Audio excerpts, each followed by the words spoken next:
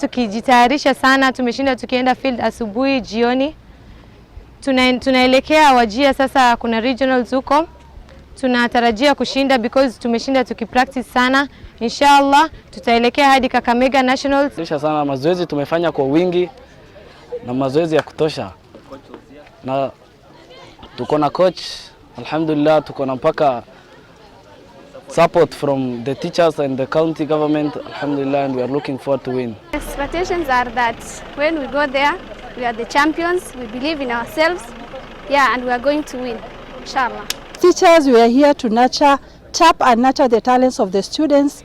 The talents of the students are immense, and we can see that the county competition was very stiff. I am very proud of my girls, Moi girls. We have prepared the students enough. This year is completely different from the other years because these years we partnered with Mandera County government, and they were able to help us in logistics, and the competition was very tough and competitive, and we thank the Mandera